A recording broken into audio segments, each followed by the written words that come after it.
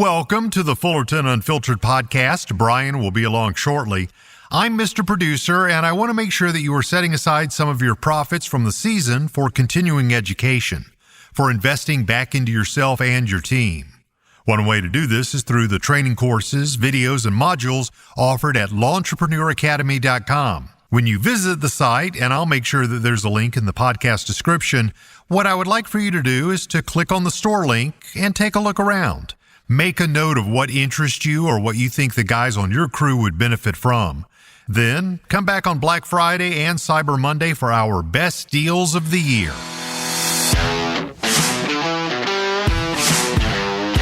You're now listening to the Fullerton Unfiltered podcast. Straightforward, no-nonsense business advice. Completely unfiltered. Grow your business. Grow your life. Now, here's your host, Brian Fullerton. Hey, what's going on, guys? Welcome to another episode of the Fullerton Unfiltered podcast. It is your host, Brian Fullerton here, hanging with you guys. Good morning. We are going to do a little podcast recap of good old Equip Expo and maybe just get a little bit of a life update with what we got going on with our life. Hey, babe, how you doing? Good. How are you doing? You got your wet towel still on top of your head. Don't look at me. Yeah, I can see you looking at the towel on my head. You made it awkward now. Yeah, well, I mean, we're coming in hot, trying to do the best we can. We need to... Brian's like, hey, we've got 15 minutes right now. We got to do a podcast. I'm like, I literally just got out of the shower. Well, like the planets have to align to be able to get you on the show these days. It has been hard to get on the show, yeah. We got the kids. We've got, we're moving this week. Grandparents will be here in a minute to help with that. And then we've got people helping us move the next 3 days that we hired. Yeah, we actually broke down and hired professionals because not to just move us, but also to pack us. Yeah. Because packing with kids, like I'm packing a box, Emmy's just throwing random stuff in it. I'm like, okay. Yeah. It's been rough. It's going to be a busy couple of days. For anybody that doesn't know, real time, we're putting this podcast together the day before. We got some great podcasts in the queue, but I wanted to save some space for a, just a podcast recap from Equip Expo week. So that was last week. The week leading up to it, we are, getting ready to move, house selections, a lot going on. We're actually leaving our apartment condo thing here at the end of the month, moving into the camper to then move the camper into the barn. And the barn just got finished, which is really, really cool. No, the barn's not finished. The shell is finished. The shell of the barn is finished. We still have to have plumbing, electric, cement. So the barn's like a good halfway. It's 80% done, but in like building world, so freaking pretty. We pulled up after Equip, and all of a sudden there's this barn. It was so beautiful, so picturesque. The sun came out just as we were driving there. It was just it was so. Tell them what we built. A fun moment. Anybody listening to the show that doesn't know, what did we build? Built a 40x60 Morton. 40x60. That's what I said. Well, not 40x60. I sound like you 40x60. Why do you guys sound like that? Pole barn. It's white and black. It's got a lean-to. Why are you doing that? I don't know. What person or place are you impersonating?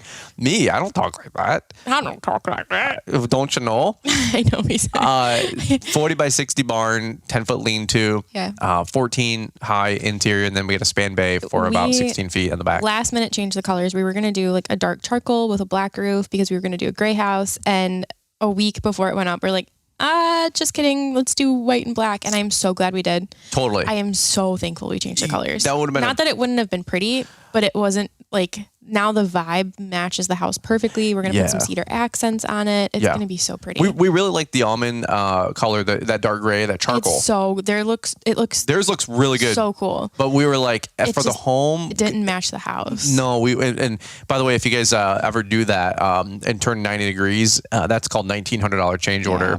It was worth it. I do agree. I mean, I said, hey, it's $2,000 to do the change order on the color. Or stare it every day. Or stare it every day for 75 years and not have quote unquote what you want, or have to reskin the whole barn for, I don't know, $50,000 probably. Mm-hmm. But so anyway, that was worth it. But our morning rep loved that.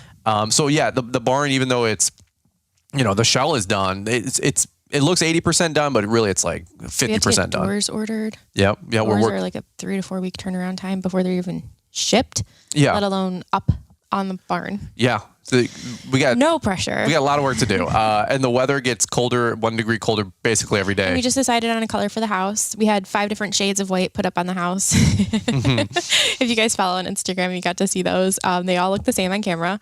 They do look different in person. And we picked alabaster in case anybody was wondering. It's a Sherwin-Williams color. Yeah, it's a little bit more of a safer bet for us to go with that color than the flower white. I like flower white.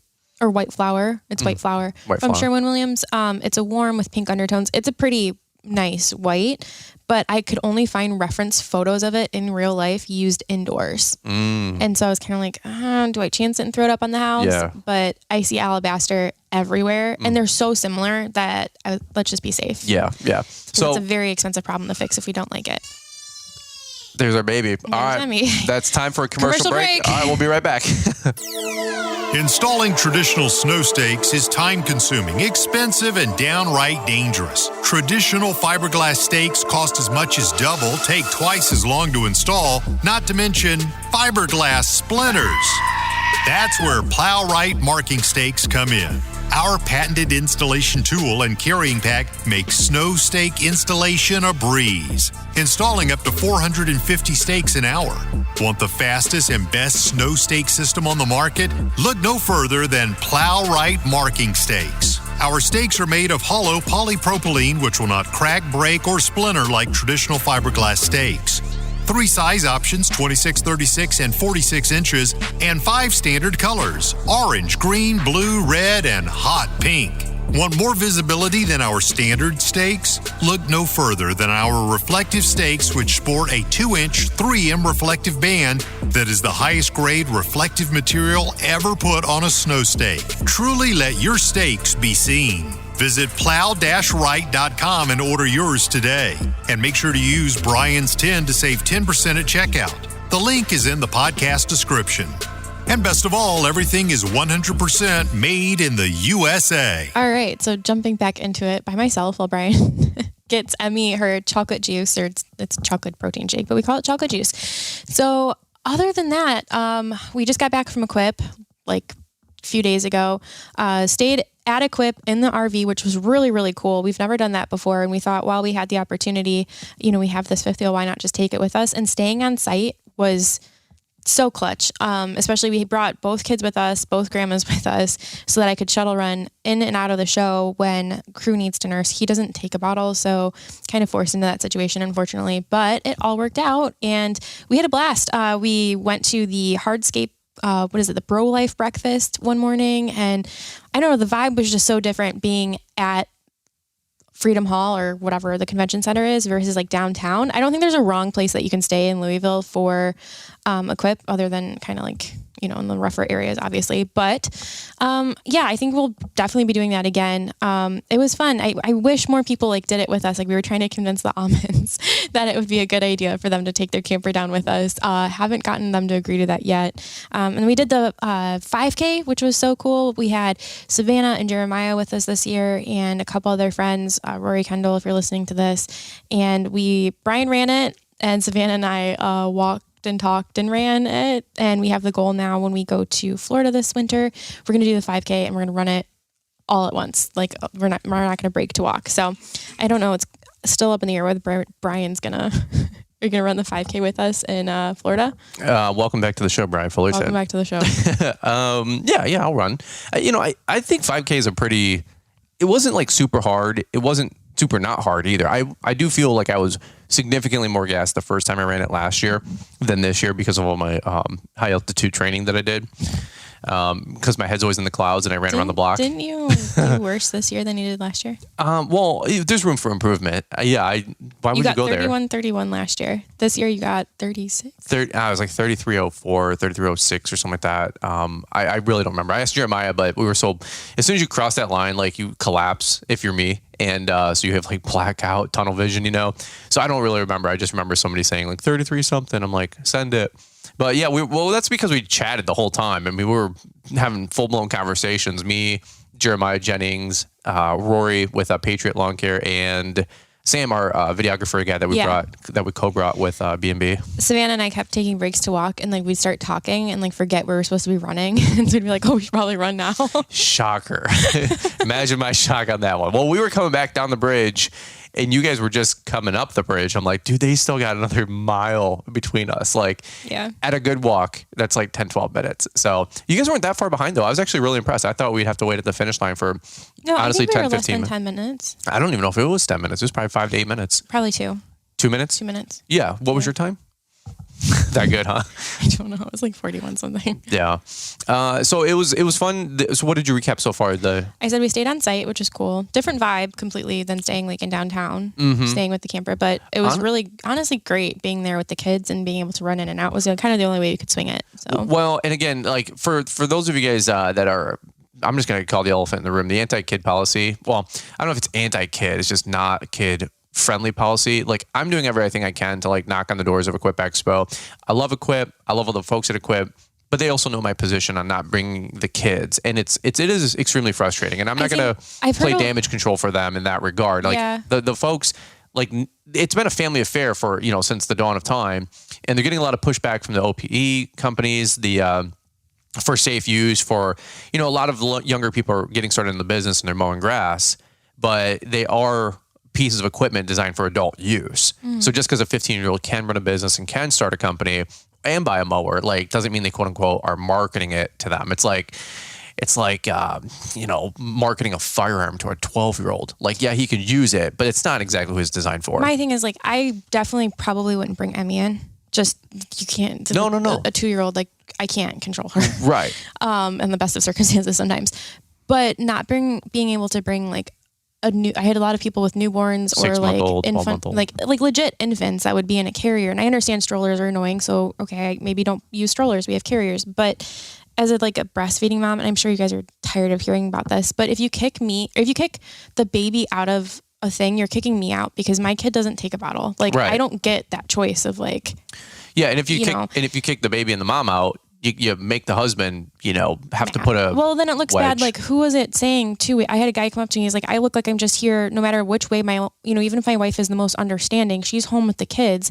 Here I am on a dad's week out. All she's thinking is like, I'm partying, not necessarily in a bad way, but like it is a vacation. When you're a mom stuck at home with the kids and it doesn't even matter how hard, your husband's, running around at Equip, it's still comparatively a vacation. I agree. It's hard, especially we're all about making this a family business. We run together in the trades because we want people, even if you don't run the business with your husband, you should still know the ins and outs of the business. You should still have your hands on the equipment. Like, you should still know what you're kind of doing in the business. And it's really hard to get wives involved when you kick the freaking kids out because now the wife is kicked out. So that's all I'm going to say about that. But if you guys are coming to LAL, I will have a cry room. So if you have an infant, like baby, and you need to bring them with you, I will have a whole room for us where you can still watch the conference happening, so you can still be involved and still take care of your mom role too with the babies and do what you need to do. Yeah, so our conference is definitely more a business conference, so it's not like a trade show. It's definitely not like bring your 6-year-old. Bring your 10-year-old. We have a 12 plus policy to sell a ticket to a kid. Yeah. Because there's young kids that want to come. I mean, there are parents that drop their kid off for our conference for the day. It's actually awesome and it's wild too. But anybody 2 and under, we'll take them in, and you can have a nursing station or a nurse on site, and bring the babies. We want the wife and the girlfriend, the fiance, whatever, to come to our conference. Now, do we want 6-year-olds running around? No. Similarly, no. But at the same point, a trade show is way different environment than a business conference. Like, that's where you're going to learn business. The trade show, it's where it's like a family function, and that's where you're going to hang out and see the latest for the whole family business. Oh, we're getting some more cries. All right. Hang tight. We'll come right on back. This is your invitation to Launchpreneur Academy Live 2023 in Novi, Michigan, Saturday, November 11th. The lineup is power-packed. You won't want to miss it. Learn from incredible speakers like Leroy Maines, Keith Kalfas, Caleb and Brittany Allman, Sam Gimble, Weston Zimmerman, and Jeff Joyner, just to name a few. Tickets are on sale now, and hurry because seating is limited to just 300. Hey, what's up? It's Keith Kalfas. Get your tickets now for the 2023 Launchpreneur Academy Live. Once you purchase your ticket, you'll be added to our private Facebook group where you can network with other attendees, get access to the discounted hotel room block, and get the inside scoop for the Friday night party brought to you by Kohler. Thank you to this year's sponsors, Exmart Sure Track Trailers, Yard Book, and Boss Snowplow for helping to bring this incredible event to life. We can't wait to see you November 11th, Novi, Michigan at L'Entrepreneur Academy Live 2023. Get your ticket today at l'entrepreneuracademy.com or use the link in the podcast description. L'Entrepreneur Academy Live. All right, back with the perfect splicing by Mr. Producer. Actually, Emmy was just laughing. She's watching Clifford the Big Red Dog, and she just starts going psychopathing laughing crazy. It's probably that shoe thing again. I don't know. Yeah. There's a scene that makes her crack up. She's not crying. We play it all the time just because it's so funny hearing your baby girl laugh. So yeah, no shade on Equip Expo for the kid thing, but man, I'm doing everything I can to get that changed. I see both sides. I really do. Having a 2-year-old, I don't necessarily think it's appropriate to bring a 2-year-old. Bringing your 8-year-old though, who's like interested in equipment, who can be responsible to keep their hands to themselves. Yeah. And they probably run the freaking equipment better than the corporate guy showing it. So that's all I'm going to say on it. All right, we'll shift gears because and the only reason we even cover that is because dozens and dozens of you guys were frustrated. I had so many in the same boat. We had people messaging us like, "How were you allowed to bring the baby in?" I'm like, "I didn't. We didn't. I didn't." That goes full circle to why we brought the camper because otherwise I'm like, I don't know how else.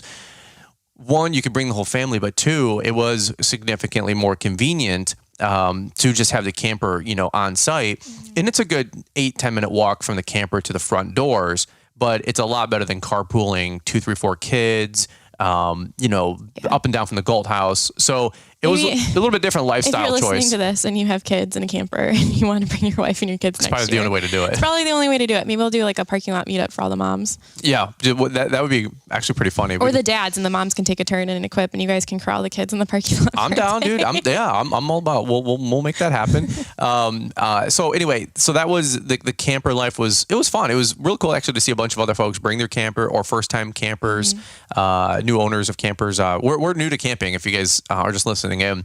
We've had our Alliance Avenue for 4 months, maybe now, say July, August. I think we've taken it out maybe 4 or 5 times now. Yeah, this is our 4th or 5th adventure. We're getting way more comfortable with. Now we're gonna live in it. Yeah, we're gonna be living in it here next week. I did make it in for the Xmark meetup. That was massive. I was trying to get to the booth. The line started like in the walkway basically, and it wrapped around. I don't know if you got to see how far back the line went. I was like trying to find the Xmark booth, and I found this line. And I just followed the line to the Xmark booth and then couldn't even make it up to you. I was like, I was joking with somebody in the line. I'm like, do I just jump in line and then show up at the end of the That'd be funny if I'm like, go to shake your hand. I'm like, hey, where are you from? And it's like, did. I'm your wife. So the 5K, by the way, it was fun. It was cool. We did get to hang out with the Jennings. That was fun. And shout out. The view was honestly great. I would do it again. Even if I'm pregnant next year again, I will walk it. It was cool. It is fun. It is cool. A lot of fun there. So then, of course, but here's the thing. I got to back up a little bit even because on Monday I spoke at Mike Andy's conference, the Landscape Summit. So we were coming in hot, and then to pour it all out at Mike's conference, then to pour it all out on the 5K, then to get to Equip, and on Wednesday the Xmark booth meet up at 2 and meet a couple hundred people there. Well, that was after we had the opening ceremony thing on Tuesday night. Yeah. So it was just a lot. It was a lot. So I was dog tired on Tuesday, Wednesday.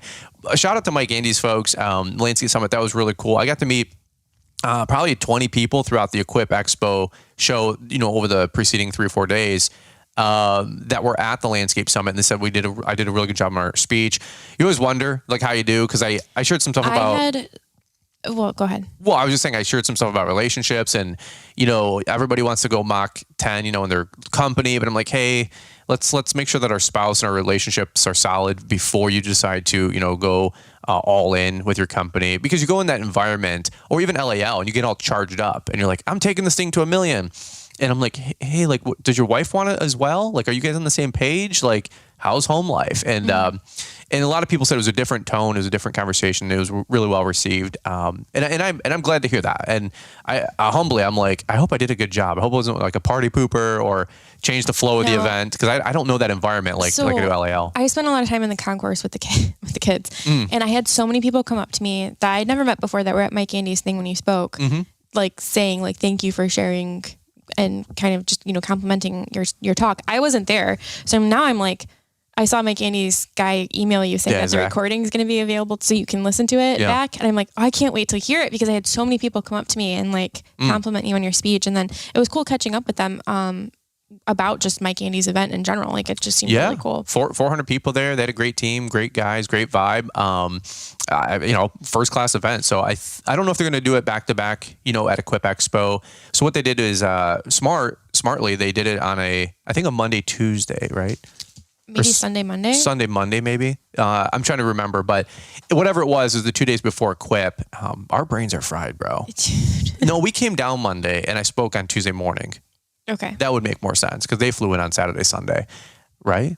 I don't know. I'm pretty sure I spoke Tuesday morning. Yeah, because then we went to the reception on Tuesday night, which by the way, that was actually pretty cool. That was at the Kentucky International Convention Center, the KICC, which is like right downtown by the Galt House. And the concourse was really cool. And they had some bands playing and we got to dance with Emmy in the big blue that was Tuesday. Room. Yeah.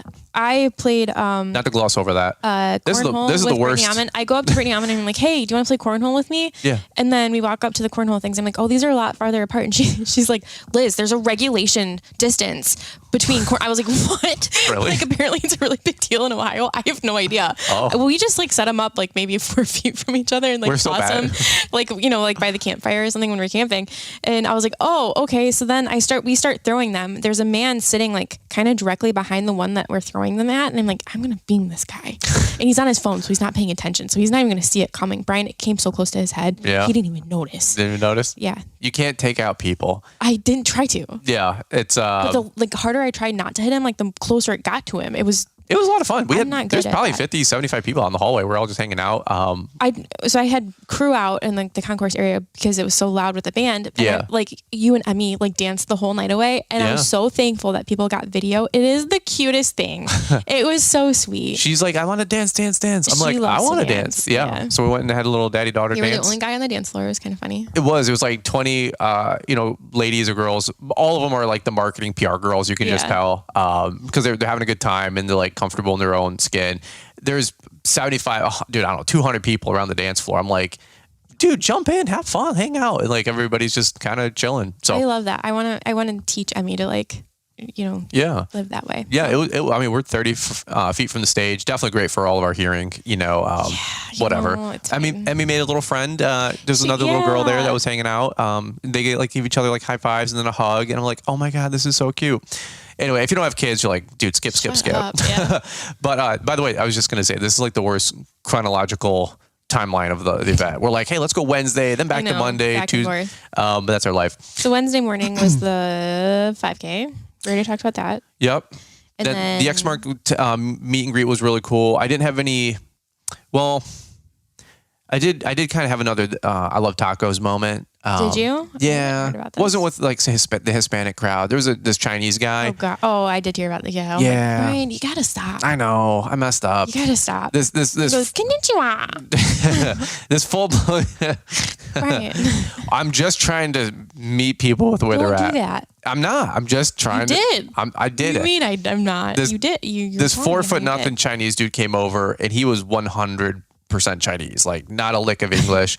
And he comes up and he's just, thank you. And they bow, and I'm like, so I'm bowing and I look at Blake and we're like, we don't know what to do. And he's like, I don't even know if he knew who was in line for. He just got in line, bro. And this guy, funny. He goes walking up and I'm like, hello. I go, nice to meet you. And he goes, yes.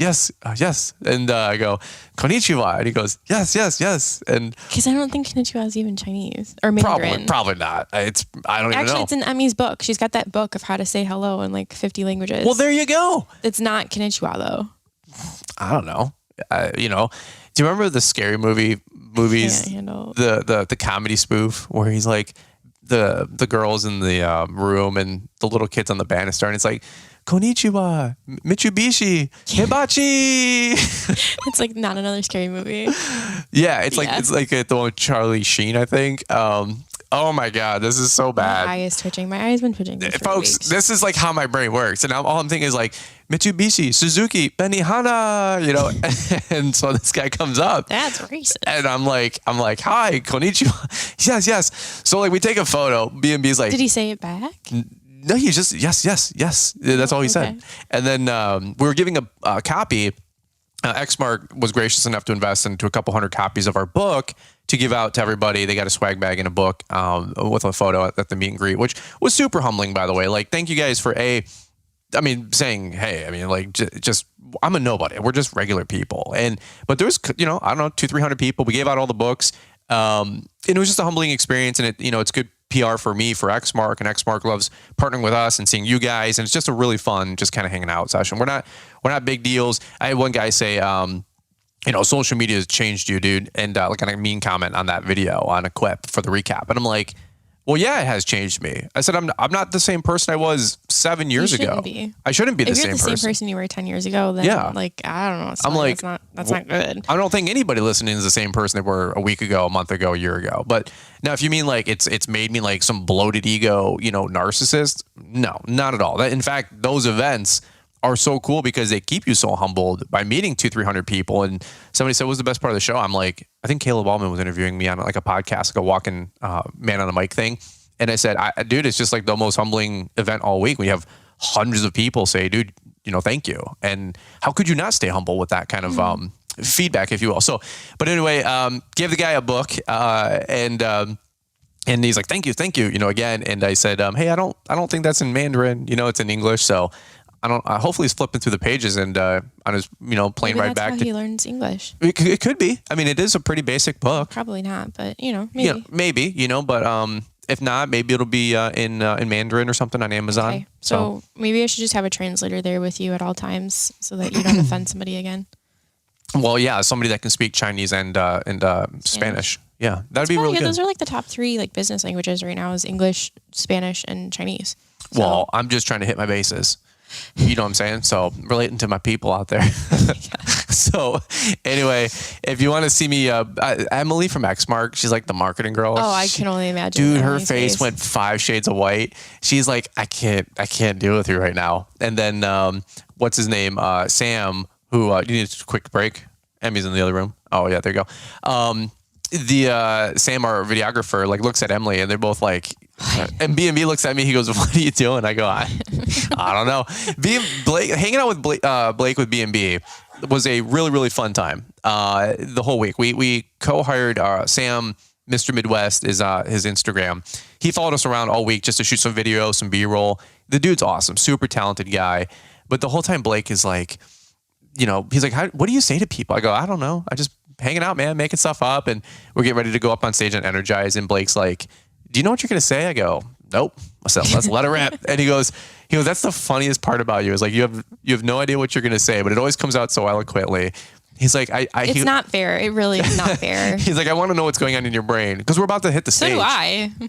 So would I. I'm like, I don't know. I'm gifted. I think so would you because you don't know what's going on. I don't know what I'm going to say. I'm like I came up. The first thing you do is like you greet people. Like I bowed and said konnichiwa. I mean, to me, that seemed appropriate.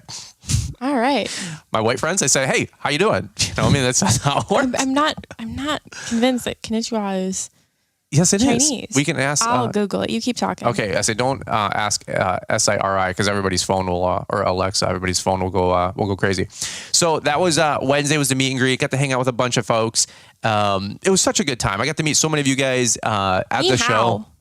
Ni hao? Ni hao. Ni hao. In Mandarin is hi. Oh, what's konnichiwa? I'm probably saying goodbye. I'm like, he comes up, I was like, goodbye. I think that's Japanese. Yeah, that's Japanese. See, I was right. Man, I was off by a whole continent. I don't think it's a continent. Well, it's probably in the same area. Island. Yeah. Is it? It's Asia. Yeah, so I was off by... Is Japan its own continent? No. Island. It's very small. No, that's its own country. It's a country, yeah. Yeah, but I was one...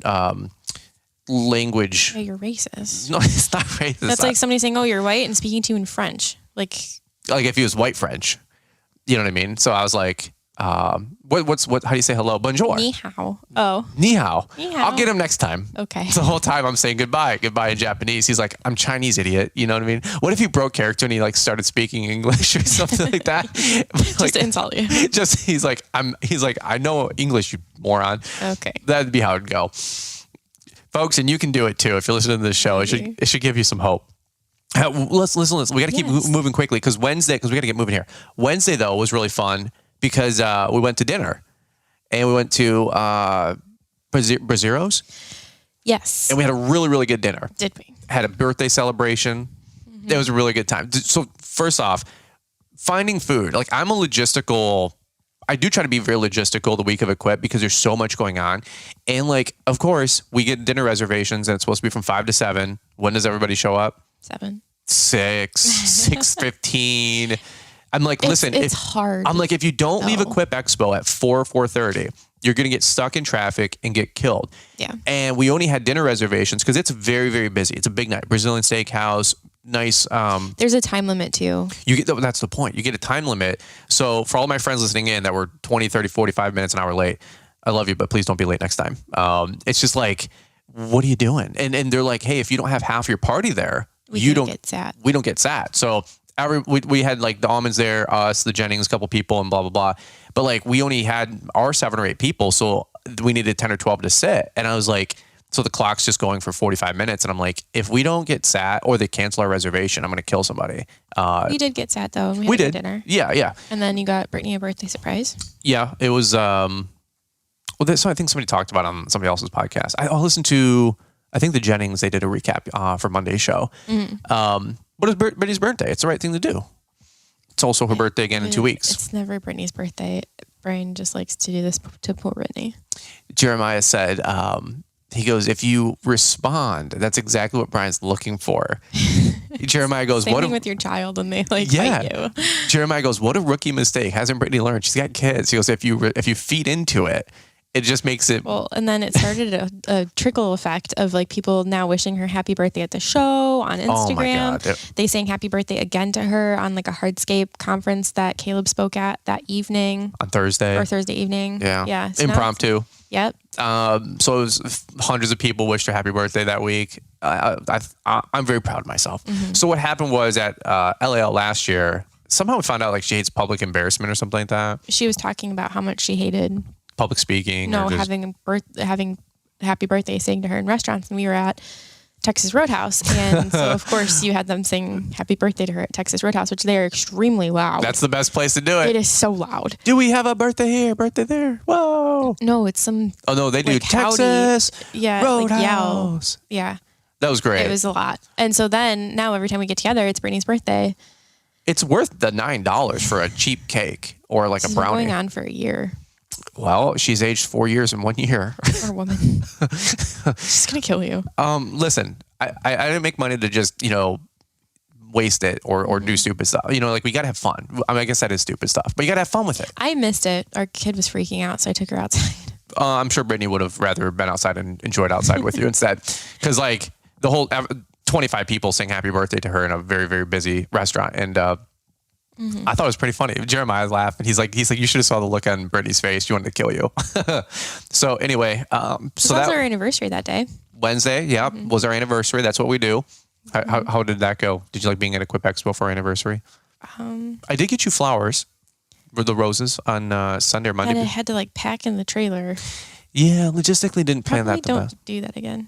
Don't get the roses? Not if we're leaving. Like get the roses. Yeah. Get the roses, but not like if we're like leaving on vacation. So where do you want me to put them next time? Maybe just get them when we get back. I was going to say our honeymoon. Our anniversary is always the week of Equip, so I don't know what you want me to do there. Yeah. Next year it's Friday, so. Do you want me to get roses the week of, flowers the week of, or no flowers and just like a big box of chocolates?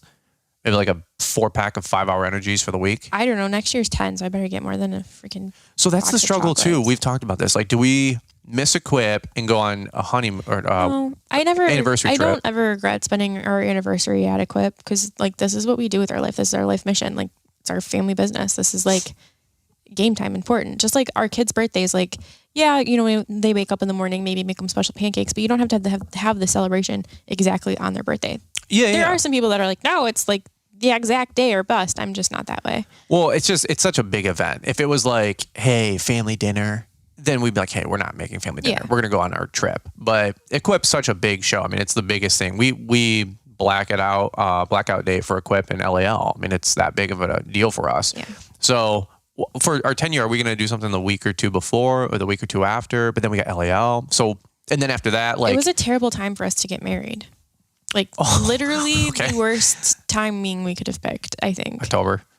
Why did we pick it? Wasn't it like our because dating? Two things. Our dating anniversary is 10, 11, 12. Mm-hmm. So we couldn't get 10, 11, 12 because of some reason that date was taken or something. So we picked exactly a week later. So now we have we were supposed to have the celebration from our dating anniversary to our wedding anniversary every year be a week of celebrations, except now we just don't celebrate it at all because it's the end of fall or the end of the season. So we have fall cleanups, LAL, Equip. Like there's just a lot happening. We didn't even know Equip. You didn't want to get married. I remember I wanted a spring wedding, but spring is obviously a spring rush. So you're like, heck no. And then we're like, well, we don't want to do summer. Too hot. Definitely don't want a winter wedding. So then we chose fall. And well, then we also didn't know of Equip Expo, in 2014. Not that you should plan your wedding around Equip, but no, but I mean, if you want to do a September wedding or a November wedding, yeah, I mean, that's probably logistically. Probably not November.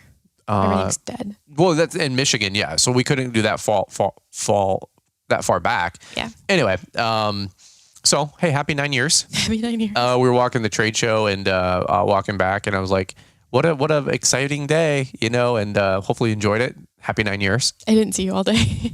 Literally, we didn't see each other all day. I saw every single other person other than my wife on our anniversary. And that low-key is fun and also low-key sucks because I'm like, I would rather just spent a day or two with you and got dinner and had a date night and all that mess, but whatever. I wouldn't change our life.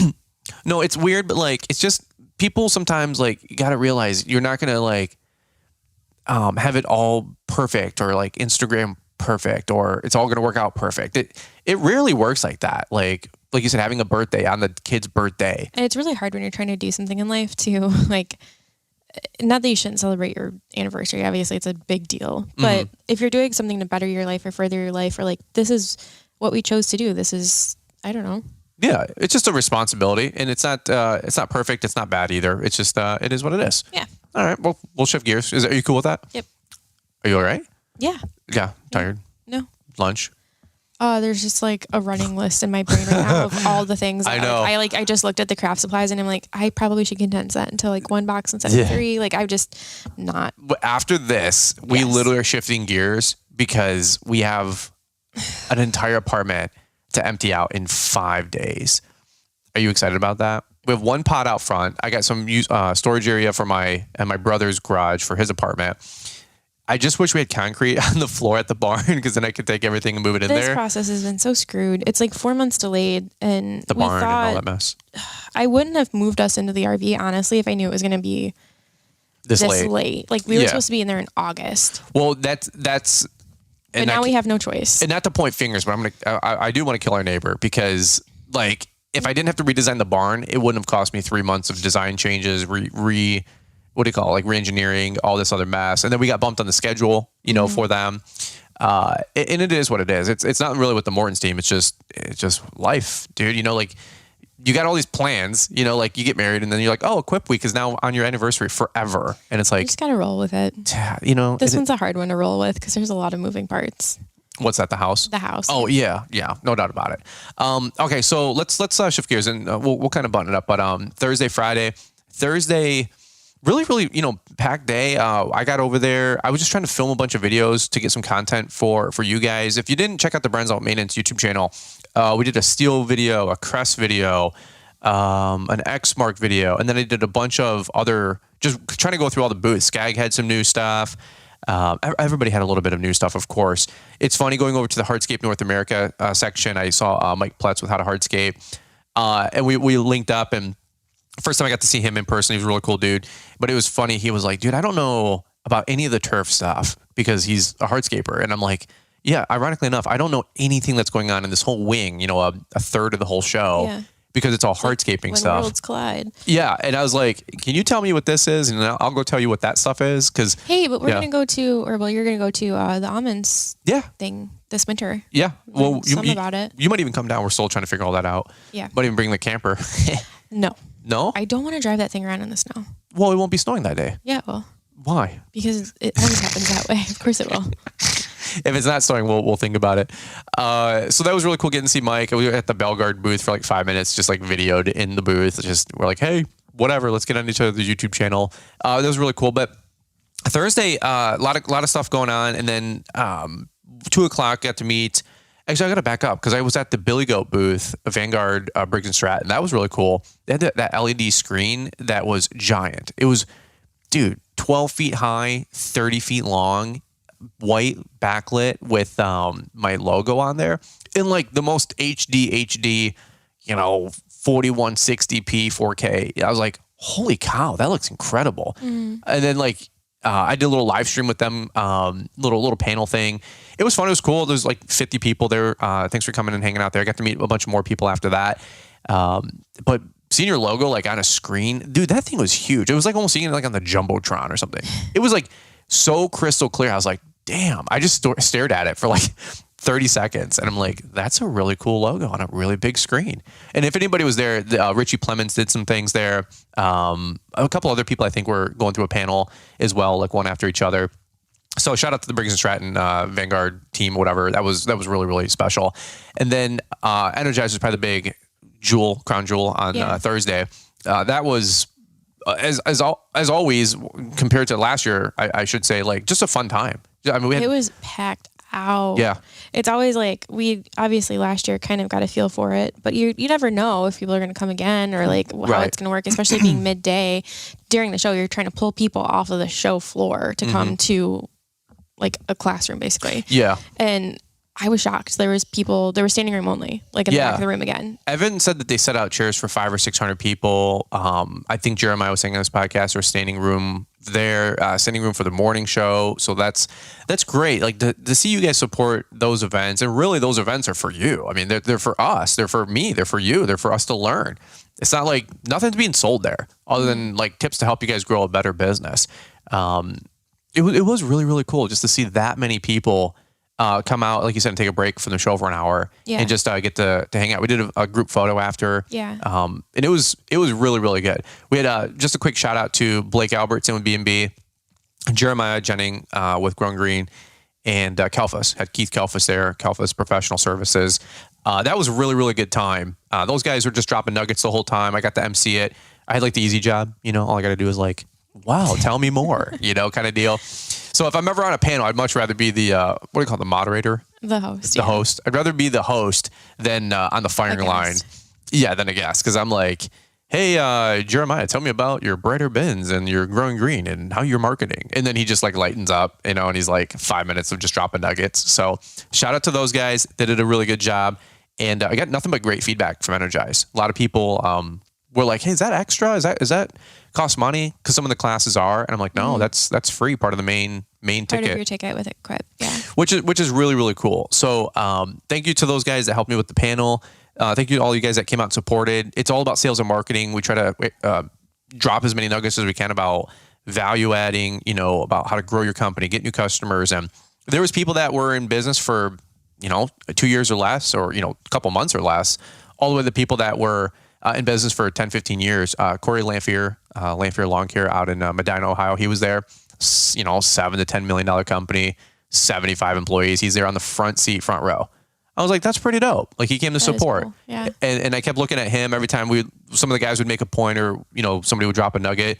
I'd look at Corey, he'd just be nodding, like, yes, like that's the truth. Because some people are like, what do these smaller companies know how to do? And it's like the same foundational stuff that takes you to 2, 5, 10 million. It's like, it's the same blocking and tackling. You don't have to have a $3 million company to teach how to do the basics. Obviously there's a different conversation to take your company to 5 million, but at the end of the day, it's people, I said this on when I opened up, I said, just because these guys have YouTube channels doesn't mean they're YouTubers. Like they have successful businesses. Like B&B doubled his company size, in a year by buying out another company. But because he has a YouTube channel, he's a YouTuber first and a lawn care person or a lawn influencer second. And I'm like, that's not even the case. I really, not to like stick up for them or even myself, but it just gets a little frustrating when people are like, well, they're a YouTuber. And I'm like, Blake's got like 275 weekly mows. How many weekly mows are you doing? Right. Like, before you're going to just judge somebody and be a douche, like, why don't you like calm down and humble your ego a little bit? Oh, and by the way, he runs a, 6-7 figure media business on the side, nights and weekends, 5-10 hours a week. I'm like, that's really, really, really impressive. And is able to do both for 2, 5, 10 years. Mm-hmm. Maybe there's something there. Like, if you're like, oh, he's just a YouTuber. Have you ever tried being just a YouTuber? It's a full-time job, So I really wanted to put in a solid plug because I told on stage, I said, Blake's like the American dream. Jeremiah's the American, Jeremiah and Savannah and Keith and Ashley. I'm like, they are the American dream.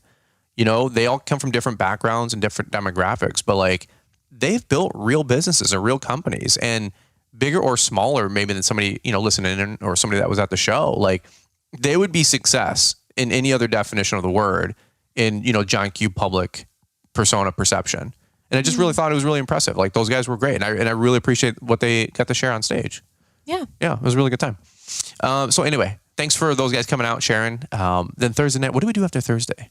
The rally? We went to the rally. You had your book signing. No, we went to dinner, but don't say where. Jeremiah said the same thing on his podcast. We found a gem. We have a secret little spot and we aren't telling anybody about it. And we've kept the secret for over a year now. Look, you guys got your like perfect little secret restaurants, hole in the wall places. It's never packed. I mean, there's usually a line of locals. But that's it. Yeah. And we stumbled upon it last year. Yeah. It was so good. We went 3 times in a row. Found it. Yeah. We ate there every night last week. Last year. Well, this year we ate there 2 days in a row. 2 days in a row. Yeah. Yeah. So, it is very good. So the point is like, you guys got to find these little spots, and we don't want to just go to Crackle Barrel or Applebee's every day. Unless you're Liz. Brian's a big fan of chains. I love chains because I know what I'm going to get.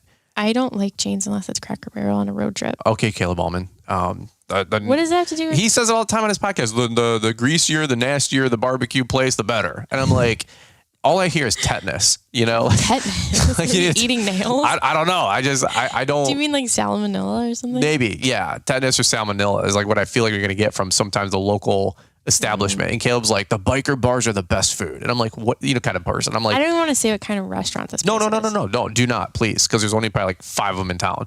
We can't get the word out.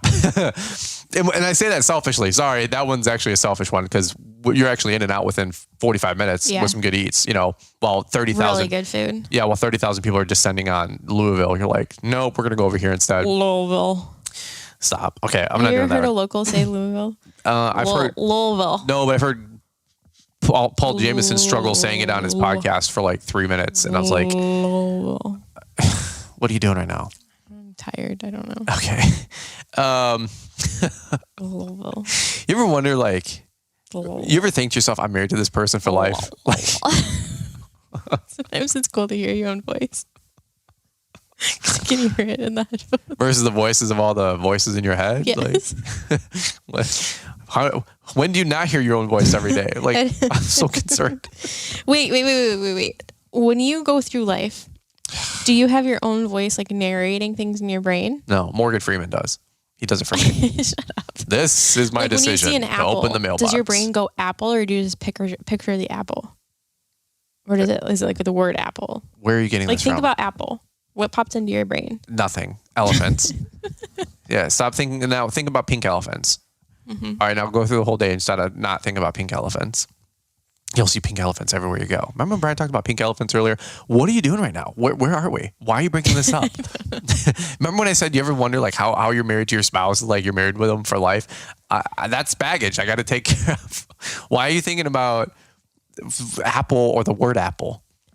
What made you think this? Was this a TikTok? I was talking about my own voice. And I'm like, there's some people who don't hear their own voice. They have no voice in their head. How long have you been thinking about? Do you have a voice in your head? Usually it's yours, ringing in my ear. I gotta pack up the house. Is this a question? Do you have a voice in your head? Where did you get this? Is some stupid TikTok question? Probably. I don't know. You want me to go get a scream mask? Is that what you want me to do next? That's on TikTok these days. These kids are wild. You're wilding out. You ordered 2 of them on Amazon the other day. I saw your cart. Anyway, that's a whole nother story.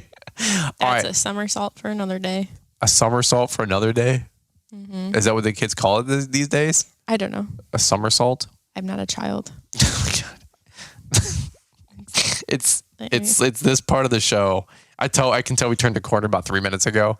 Where I'm no like, longer girl, but not yet. that's a that red Tesla's really nice with those gray rims. Oh, squirrel! I Totally. can't see out your window right now. Thursday we did the rally. Yes. Did we do anything else? We went to dinner, then we went to the rally. Yep, you had your book thing. Which, by the way, ran into.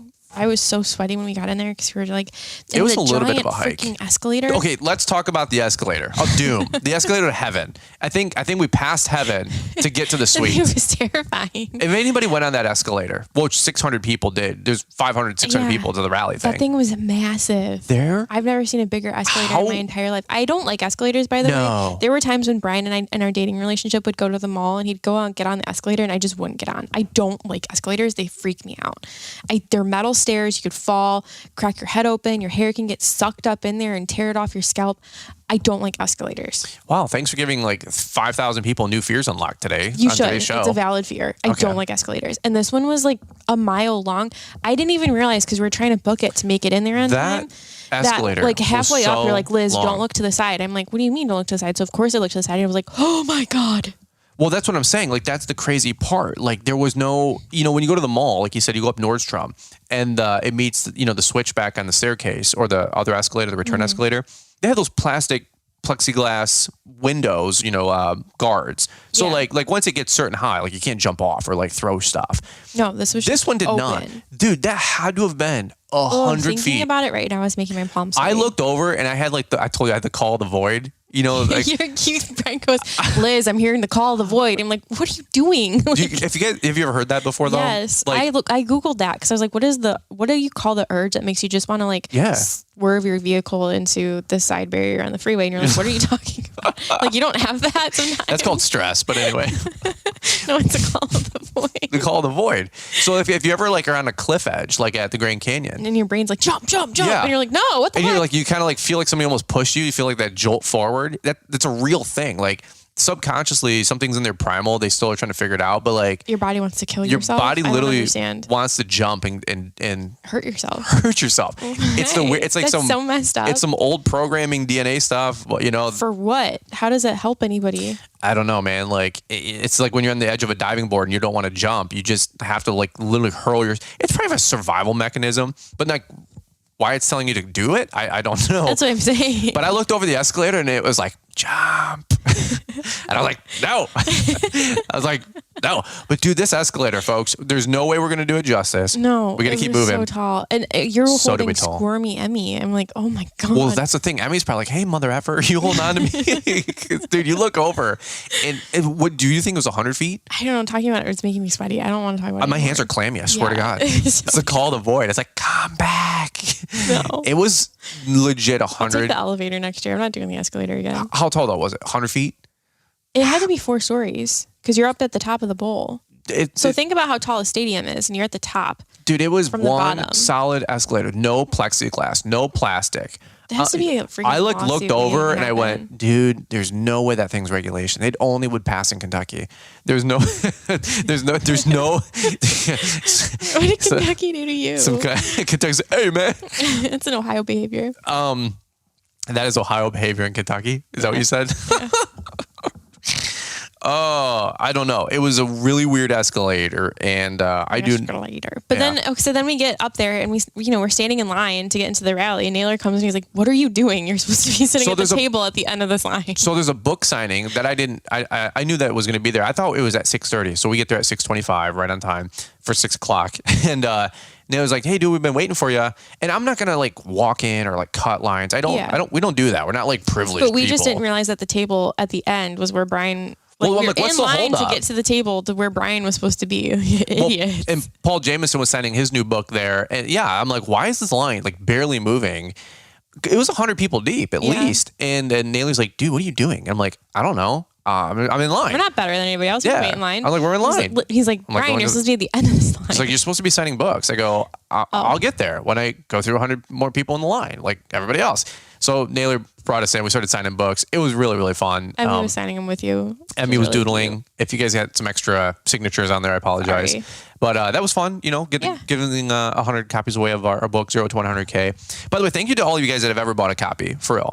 There's a lot of folks that brought their own at the show, and they had me sign, and they're like, can you sign this? I'm like, I was like, dude, my signature is horrible. And it feels so uncomfortable. I'm like, signing a book, like, Robert Kiyosaki or I don't know, Stephen Covey or I don't know, pick your guy. But I've never been like a sign things, memorabilia kind of person, sports, wrestling poster. I'm not that guy. Mm-hmm. So when people were like, hey, can you sign this? I'm like, still haven't signed my copy. Did you buy a copy? I did, Brian. I was the first one. Oh yeah. Where's it at? I'll sign it. It's on your desk still from when you first got it. It's not over there. There's no books over there. Yeah, there is in the drawer. In the drawer? I have a Spanish copy and I have an English copy. Would you like me to sign your Spanish one? I have, you still haven't signed my Bible. Why would I need to sign your Bible? I did. I put Brian Fullerton. I did. 100% I did. You wrote my name in it. I wanted you to write like a nice message. So did I write your name in there? Yeah. I got saved when we were dating and I got a Bible and I was like, oh, will you write like a message in here? You wrote my name. Not even my full name. Just Liz. Sharp as a tack, folks. It's such a weird paradigm ring, Brian Fullerton, because one day I feel like I'm really smart. I'm like licking this thing, and the next one I feel like seriously stupid. Like I'm like konnichiwa. The guy's like kimchi. I'm like nothing's mihao. And I'm like, mihao ho. I'm like, hibachi. I'm like, there's nothing going on here. Hibachi's a Japanese steak. That's where he's from. No, he's not. He's Chinese. I was like, mihao, hibachi, Steve Aoki. Hello. I think he's Japanese too, Brian. Oh, he's from China. All the way. Hyundai, Mitsubishi. What else is China? And then I was like, Godzilla. But that was Japanese. What is China? No, not stop. We need to shift gears. Thursday, the rally, super good.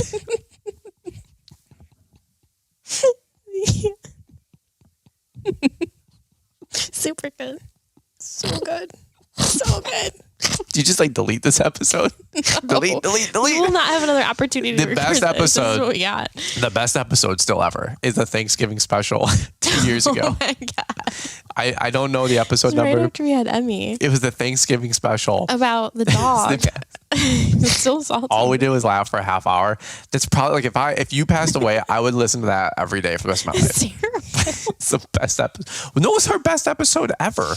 Good Dad, Bad Dad, Don't Tell the Scalpel, all these good titles, 550 episodes. No, it's Who Shot the Dog. It's Who Shot the Dog, John Wick movie, Thanksgiving special 2022 or 2021. 21. All right. The rally was really cool. Got to meet a bunch of great people there. Gave all of our books. He was Chinese though. He was really nice. Okay. Yeah, he was a really nice guy. Okay. Yeah, I got to meet a guy from Poland. Oh, that's fun. That was really cool. It took him 2 days to get here. That's a lot of days. Yeah. Not really. It's only 2, but I mean, of travel. It's a lot of travel. It's a lot of travel. It's only 2 days though. I mean, the only 2's a pretty relatively low number because the only thing way lower than that is 1. Yeah. If he was like, I've been traveling for 81 days. I'm like, damn, that's a long day. Ran here like Forrest. No, he can't. He has, unless he's got one of those water bike scooter canoes that you can travel around. Aren't they building a bridge from Russia to Alaska or something? Russia to Alaska? Yeah. They did. It was called the Bering Strait and God flooded it. He's like, done. He's like, no more crossing. Got it. Yeah. So I don't know if God flooded it, but maybe global warming. Depends who you fact check from. So Thursday, the rally, 500-600 people there. That was really cool. Yeah, there was a lot. Shout out to the jobber people. I think they had 30 of the 500 people there. I did an Instagram photo. It said Mark safe from seeing a jobber ad. The whole conference, all you can see is jobber. Mm-hmm. I'm talking about jobber right now. Free shout out for jobber. Jabba. One thing too is I don't know if I want to make this into an episode or do a whole different episode, but you're gonna see a lot of people that were at the conference promoting stuff. Not everything's going to be for you, obviously everybody's so excited about making new connections and brands and brand deals and all that mess. I'm so excited for everybody that got to wheel and deal and make friends and become an influencer and all this stuff. That's the point of Equip Expo outside of looking at equipment. but just still run like everything through a brain cell. Like not everything that's going to get promoted to you over the next 6-12 months is probably for you, for your company. Yeah, I actually, I can't remember her name, Blade Lawn Care, Blade Outdoor Services or something from Colorado, just started their business 9 months ago. They're in snow. They're like, we were so dumb 5 years ago. These people are starting so far ahead of what we were. Sure. And she came to Energize, and so she was talking to me after, and she was asking about like what equipment we run and stuff. And I'm like, I don't know. Was it your dealer? Like, just because I'm going to say Exmark doesn't mean like, do you have an Exmark dealer in your state? Like, do you have one 5 minutes down the road? Like, who's going to fix it if it breaks down? Like, just because you see somebody promoting, name your mower brand or name whatever, doesn't mean that that's like what you should be out going and to buy. Like, they're just, bringing exposure to the product doesn't necessarily mean you have to go and buy it. Yeah. Like, and we do a lot of promotion and advertising for a couple different brands, but if I do something, what's the best way to say it? Like there's brands where I'm like, that will never sell, but if you want to talk about it, we'll get the message out, and it's called exposing, making people awareness. It's called brand awareness. We'll make that aware to the John Q public through our platform best we can. But does that mean I'm going to buy it? No. And I say that in my video, but just, there's some other like tool brands that are coming into the industry and they got some mowers, and I'm like, dude, there's no way I'm going to buy that versus just going to get a Skag V-Ride 2 or Wright ZK or Nextmark Vertex. So just, a lot of excitement. 2024 is going to be a smorgasbord of everybody promoting everything on social. And it's like, hey, if you're an influencer, you have a responsibility to like not let people make bad buying choices. And if you like take a bag and promote something that people generally don't need, or you confuse somebody and they make a $12,000 purchase, like shame on you. That's bad sewing. So like, hopefully I don't like offend anybody out there, but at the same point, if I do, like that's on you, not me. Like I'm excited for every connection that everybody made, but like for the love of God, please be thoughtful and intentional with the stuff you share and promote. Or just the way you're sharing it. Or the way you're sharing it. Just like how you're talking about it. That's a great way to say it, because just because what your messaging is. Yeah, just because somebody's going to throw something at you and some 10-year-old, goes out there and buys it because of you, like, and it sets him back financially or mentally or something like that. Like, that's just not cool. So I don't believe we've ever lost sight of that. I'm very militant about that. And I just want to make sure like people are like, hey, look at all these new connections I made. Well, like, just because somebody gives you a free something or, gives you a whatever, like for the love of God, please don't oogle it. Like be objective, I guess is the best way to say it. Yeah. All right, let's wrap up because Friday, what did we do Friday? I tried to get outside a little bit. It rained all night. Yeah, overnight. So I didn't get out there, but I was assuming it was kind of muddy. Yeah, the outdoor was destroyed, obviously. It always is by Friday, and that's usually our only time that we get to go out and see the show. Yeah, it was a good time. I did some more filming, some more videos. I got to see the Coyote tractor booth. There was a lot of new stuff from Skag. Go figure. Speaking of Skag earlier, got to visit the Ellis tractor booth. So, Adam was there, my brother. Oh yeah, Brandon Bull. Totally forgot Adam about that. and Lauren were there for their first year, and they are so pumped. So many of you guys went to say hi, and I got so many pictures, like either sent to me or like people were asking me if this was your twin. Yeah. Did you get that? I don't know if they not made twin, but my brother. Yeah. I got twin. Oh, okay. I didn't know Brian had a twin. I'm like, this is yeah. Twin. But that was really cool having them there. So them coupled with the grandmas, like we literally brought the whole family. Well, Adam and Lauren came on their own. Yeah, obviously. Well, I mean, for their whole booth, it was a Fullerton family affair, and then plus. They were so excited to see you guys. Adam's been to big conferences, big trade shows. I think Lauren has too with her previous corporate career, but there's still nothing like seeing 30,000 self-employed lawn and landscape professionals. I mean, these aren't like. Nobody's there employed, arguably. Right. 90% of the people are self-employed, besides like the company folk. And so that was really, really cool. A lot of you guys reached out to Adam and Lauren for a website and a logo and all that mess. And I got to see them once or twice, passing through from the different booths. Saw Cycle CPA, saw IsoTunes, saw Tractor Time with Tim. Tim Marks, I believe is his last name. I'm hoping to do a collab with Tim about tractors because we're in the market for a tractor. Tim, the Toolman Tractor. Basically, yeah. He's like how we are for lawn care, maybe. He is for like tractors. That's cool. He's a super cool dude. Very, very smart guy. Because I was listening to how he like talked to people about, things that people brought up. And obviously 90% of his conversations are about tractors. And very, very intelligent guy. So I'm hoping to get down. I think it's in Indiana. That'd be a cool collab. So if you guys would like to see that, tag me and tag Tractor Time with Tim, and maybe we'll get on down there and shoot some videos with him. So Friday, just was mingling, getting to hang out, got to see a bunch of people, saw Ed Wright, saw the Mulchmate guys. Oh, I did a video that I'm hoping will come down the pike with the paper I had. Like, which table would you sit at? Oh, yeah. So that was a fun video. I got to do a little like influencer thing with the little mini microphone. In real life. Yeah. And be like, hey, which table would you sit at and why? And had a lot of people. Did anybody pick my table?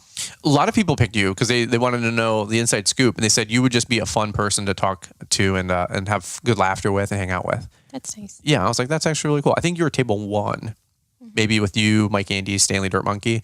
They said like it'd be cool, like you'd be fun to just hang out with and like just be casual, like hear the inside scoop about Brian, and then everybody's like, I want to hear Mike Andes and Stanley just roll about business and be intense.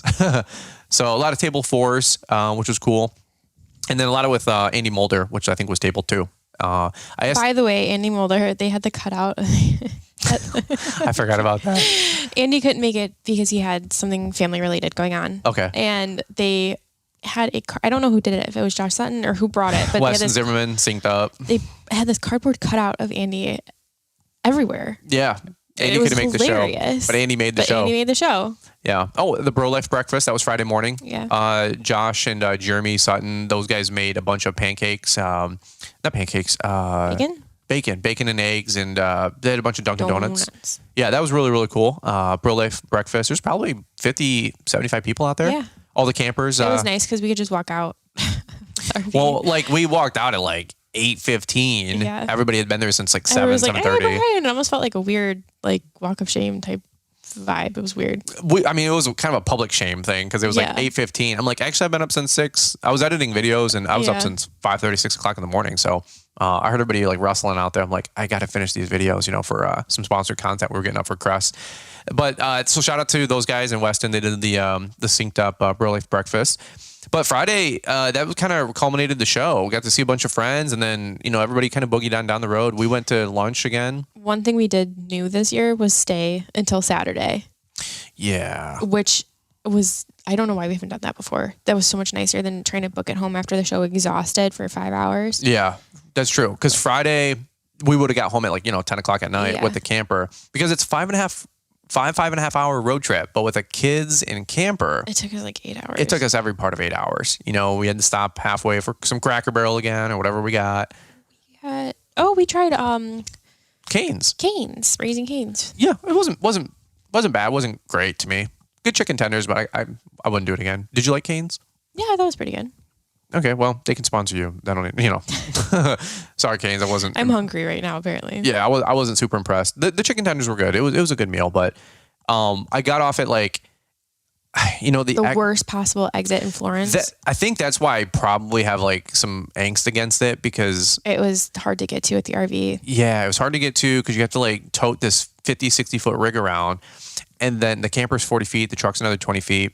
But then outside of that, get fuel. We pulled into a gas station that we couldn't fit under. It looked like a tall one, but then you start. It wasn't. Then you pull up enough. with the camper. You're like, dude, I could take this whole thing out. So I had to circle around the square portion of the.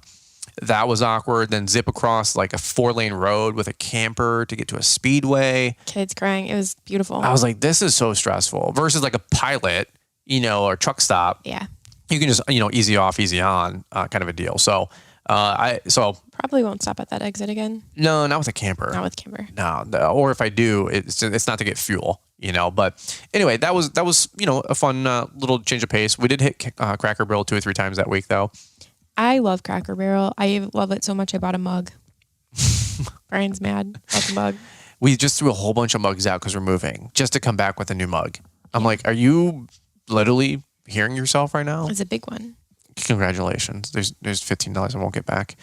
It was $7. And then I got one of those triangle post games. The pegboard? Yeah, because I thought that would be fun in the RV on a rainy day. All right. Well, there you go. Then, whatever, bro. So Saturday, we come back in with the camper. We just park it out front of our apartment. I was like, screw it. So I took it back on Sunday. But, 50. They're so done with us here. We have a pod in the driveway. We have the camper out there. We have a million boxes. I actually called maintenance during Equip and was like, hey, it's raining. Is there any way that you can bring our packages in? Because literally everybody we know around us was at Equip. Mm-hmm. So they were able to do that. And I'm sure they opened up our garage and we're like, holy crap, these people are supposed to be moving out of here. This garage is jam-packed full of blowers. Like there's Brian, how are we going to move out of here? We're screwed. 4 days, We're 5 screwed. days. We have no place with concrete. Like to put it I on. keep forgetting about just how screwed we are. And I remember, and I get We this have a jolt pod. of anxiety. Well, we need to wrap this up. Then that's a great cue. We're Yeah. going to order some lunch. Your mom's taking Emmy over to her house. We're going to start packing today after we go to lunch and go visit the house. By the way, you guys got to check out Building It Together. Calm down. Calm down. We have professional moving people helping us for 3 days. I'm spending a lot of money on them. They're They're going to walk come in here and they're be gonna embarrassed. Like, I'm so embarrassed. I'm going to feel so But judged. this is how everybody feels when they move. I don't think so. It's totally true. I don't think so. Our last apartment, we were there for 6.5 years. It looked like a hoarder house, halfway house. Here we have 1,400 square feet worth of crap that needs to fit in a 300 square foot camper. You guys, I have to pack stuff for the camper, pack stuff that hopefully can be used in the barn, like the bathrooms, like that stuff. And then there's also stuff that's going to be staying packed until we moved into the house. So there's I'm packing for 3 separate You're things. so stressed out about moving into your camper, into your barn, into your $1 million home. Brian, I don't know. Gosh, I you're have privileged. the feeling that You're we aren't going to privileged. be able to stay in the barn because What? jerk face is going to call and be like, these people That's are fine. I'm barning filling on out the your paperwork. property. We're totally good. And if not, we're literally going to go on tour and see everybody from We Tennessee have- South because it'll be warm I enough. forgot about the paperwork for the health department. As long as That's fine. Yeah, the health department is going to approve it, and it'll be fine. Blink if you're in trouble, dude. Your privilege is showing. Okay, relax. Okay, we've done way more with way less. Not with kids. Yes, we have. No, we have not. Yes, we have. We have not. We're totally fine. No, we're not. Everything is awesome. Brian, we are not. Is that another FedEx truck showing up for another damn package? This guy is going to be so happy that you moved. His route just got 100% lighter. The new guy at our new This place. is all of our packing supplies. Oh, okay. I got the shrink wrap stuff to go around the furniture. What if they all and text each other? Like this guy's like, "Hey man, Fullertons are moving over to the next town over." The guy that's inheriting us on his route, has no idea what's coming for him. he just pulled an extra 20 minutes a day. I don't even do my own grocery shopping. Literally everything we ever have here is delivered. You're so privileged. Yeah. I actually talked about that at Mike Andy's Landscape Summit. Not how privileged, but I talked about hiring out groceries and other stuff and how to win on the home front. It was a really, really good talk. I guess I got a lot of people coming up to me about it. I mean, it's Can't wait to hear it. yeah. Well, if you came to events and supported me, you would have heard it. As you have 2 kids in tow. All right. Anything else you want to leave these folks? It was a great week. Tons of folks. When is this episode coming out?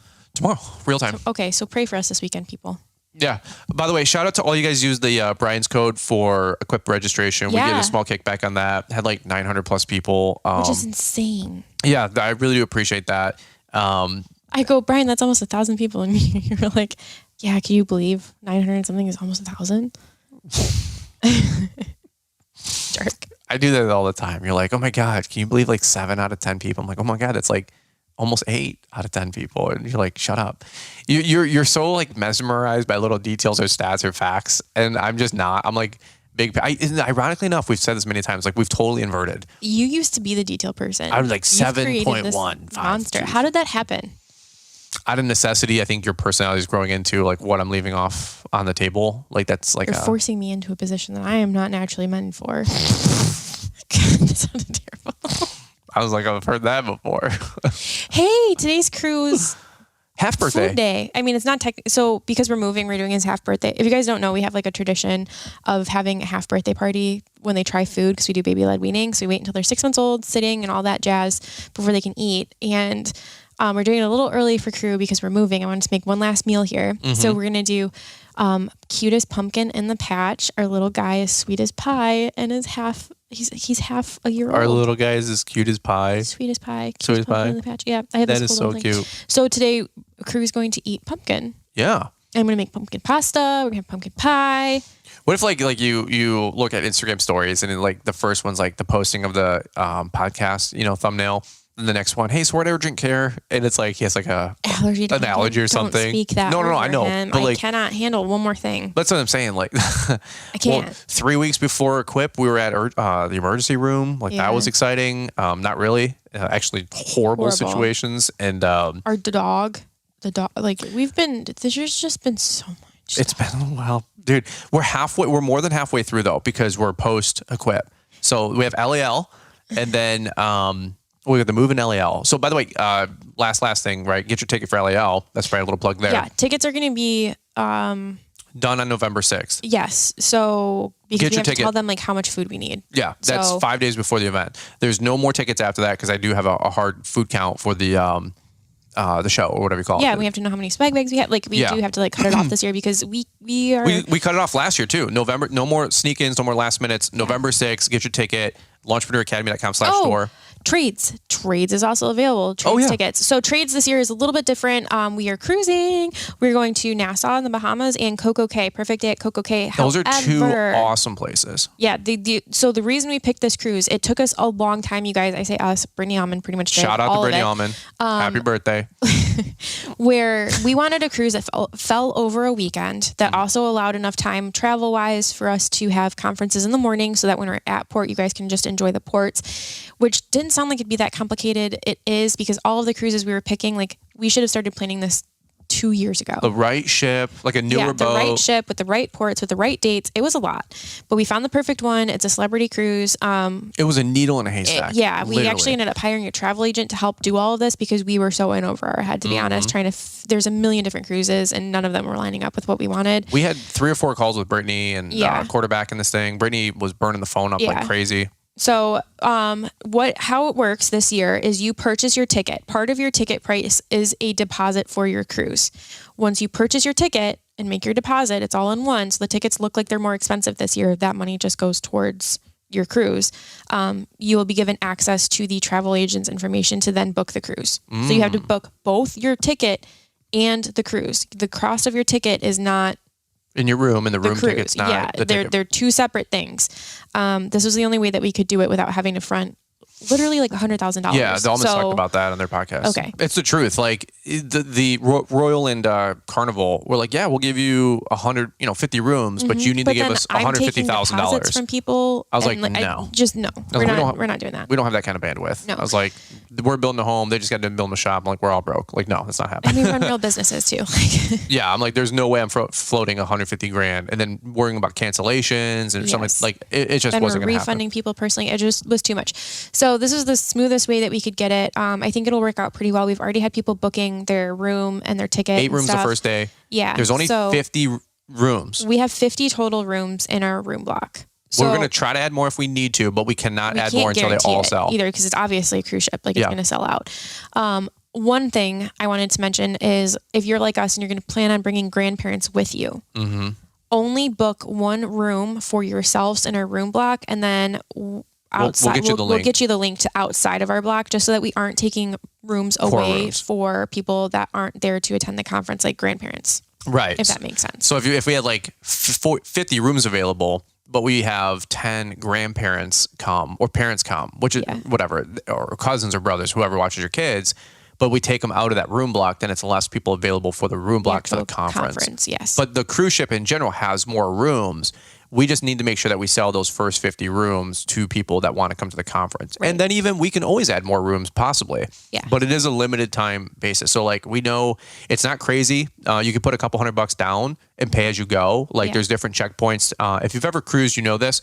But like, 100 days out, you need a certain amount of money down. 30, 40 days out, you need to finish up a portion of your deposit, and the rest is due like the week before. And that's how we've cash flowed some cruises. And we personally, one reason we're really excited this year is that it is a cruise, is because this is something that Brian and I do.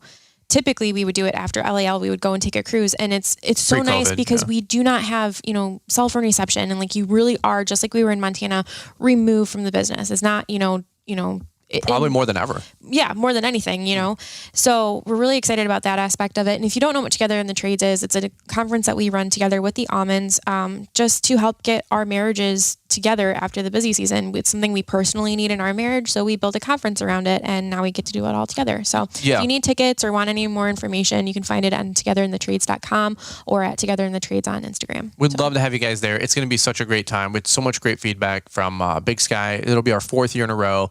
We're really starting to hit our stride with that. Shout out to the Almonds who do a significant amount with us with it. Obviously, we're all in it together, and we just want to give you guys the best experience possible. I'm really looking forward to it. And like you said, especially that exclusivity of being on the boat away from the whole world. Like being Big Sky, Montana is one part, but like being in the ocean, away from everybody else, it's such a different experience. And if you've never cruised before and you're like, I don't know, it honestly is a really good time. It's a vacation you can turn your brain off for, especially as the wife, especially as, a mom. Like, everything's planned. It's super easy. You can, select your excursions, whatever you want. There's unlimited and it's food. already taken care of. Yeah. You don't have to make reservations. Like, it's all done. If your kids want chicken tenders at 2:00 in the afternoon, cool, they're there. It's so good. They got floating food barges. Okay. It's awesome. So, and if you're not a cruising person, you're like, I'm not going out there because the megalodon's going to eat me and eat the ship, and all that stuff. I'm like, relax. Okay. Like, you'll be just fine. There's 10,000 people on these things. You'll be just fine. Okay. It's not the Titanic over here, right? Lots changed since 1915. Okay. So it's a lot of fun. The boats have stabilizers. Worst case scenario, you get a little seasick. Myself, I do sometimes a little Dramamine, right? Dramamine. On the first day. And some C-bands are good. Yeah. And, you're good to go. And if you're a drinking type, hey, throw a couple back, you're good to go for sure. So, that's a whole nother story. All right. That's all I got. Anything else you want to leave on the podcast? No, I think that's it. Hey, thanks for joining on the show. I think last time you were here was after trades. Ironically enough, it's been 4 months. We have to do these more together. No, I really do. Once things settle down, another like 10, 12 days. Where are we going to podcast in the RV, Brian? We'll have our podcasting studio, the mobile podcasting studio.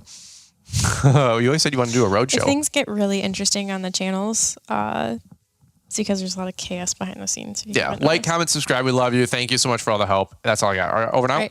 All right. Let's get out of here. We got to go do lunch and keep this thing moving. All right, guys. Thanks for listening in. Hope to see you at Equip next year. You can register already for 2024. Go to equip.com. Promo code Brian actually already works. We'll get your custom link. We'll start leaving that in the description just so it's always there. And get your ticket for LEL. Stop poking my belly. What are you doing? You start poking me, I'm going to start poking you. Promise you don't want to go down that route. All right. All right. Have a good day. See you guys. Bye.